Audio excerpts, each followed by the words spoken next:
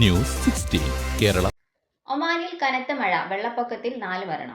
ഒമാനിലെ വ്യത്യസ്ത ഭാഗങ്ങളിൽ പെയ്ത ശക്തമായ മഴയിലുണ്ടായ വെള്ളപ്പൊക്കത്തെ തുടർന്ന് 4 മരണം. അതേസമയം ഒരു ഒമാനി പൗരനും 3 അറബ് പൗരന്മാരും ഉൾപ്പെടെ 5 കാൽനടയാത്രക്കാർ നിസുവിലെ വാദി തനൂഫിലുണ്ടായ വെള്ളപ്പൊക്കത്തിൽ ഒഴുകിപ്പോകുകയായിരുന്നു. ഇതിൽ 4 പേർക്ക് ജീവൻ നഷ്ടപ്പെട്ടു. ഒരാളെ രക്ഷപ്പെടുത്തിയെങ്കിലും ആരോഗ്യനില ഗുരുതരമായി തുടരുകയാണെന്ന് അധികൃതരെ ഉദ്ധരിച്ച് പ്രാദേശിക മാധ്യമങ്ങൾ റിപ്പോർട്ട് ചെയ്തു. എന്നാൽ റോയൽ ഒമാൻ പോലീസിന്റെ പ്രത്യേക വിമാനത്തിലാണ് ഇയാളെ നിസ്വ റഫറൻസ് ആശുപത്രിയിലേക്ക് മാറ്റിയത്. അതേസമയം കനത്ത മഴയിൽ കുടുങ്ങിയ വിവിധ രാജ്യങ്ങളിൽ നിന്നുള്ള 16 പർവ്വതാരോഹകരുടെ സംഘത്തിൽപ്പെട്ടവരാണ് പെട്ടെന്നുണ്ടായ വെള്ളപ്പൊക്കത്തിൽ ഒഴുകിപ്പോയത്. അതോടൊപ്പം സംഘത്തിൽപ്പെട്ട മറ്റ് 4 പേർക്ക് പരിക്കേറ്റിട്ടുണ്ട്. ഇവർ ആശുപത്രിയിൽ ചികിത്സയിലാണെന്ന് civil defence and ambulance authority അറിയിച്ചു. എന്നാൽ സംഭവത്തെക്കുറിച്ച് അറിയിപ്പ് ലഭിച്ചയുടൻ സിവിൽ ഡിഫൻസ് സംഘം രക്ഷാപ്രവർത്തനത്തിനെത്തിയെങ്കിലും പ്രതികൂല കാലാവസ്ഥയും ദുർഘടമായ ഭൂപ്രകൃതിയും കാരണം സംഭവസ്ഥലത്തേക്ക് എത്തിപ്പെടാൻ സാധിക്കാതെ പോകുകയായിരുന്നു.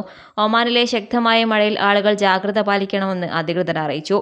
അതോടൊപ്പം പർവ്വതാരോഹണത്തിന് പോകുന്നവർ നിധ ആപ്പിൽ രജിസ്റ്റർ ചെയ്യണം. അവർ കാലാവസ്ഥാ മുന്നറിയിപ്പുകൾ ശ്രദ്ധിക്കുകയും സുരക്ഷാ നിർദ്ദേശങ്ങൾ പാലിക്കുകയും ചെയ്യണമെന്ന് first lieutenant Ali bin Saeed പറഞ്ഞു.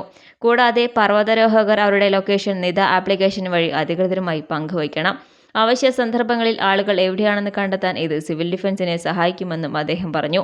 നിലവിൽ വടക്കൻ അൽ ഷർഖിയ, അദ് ദാഖിലിയ, അദ് ദാഹിറ, അൽ ബുറൈമി എന്നീ ഗവർണറേറ്റുകളെ തീവ്രമായ ഇടിമിന്നലോട് കൂടിയ മഴ ബാധിച്ചതായി ഒമാൻ കാലാവസ്ഥാ നിരീക്ഷണ കേന്ദ്രം അറിയിച്ചു.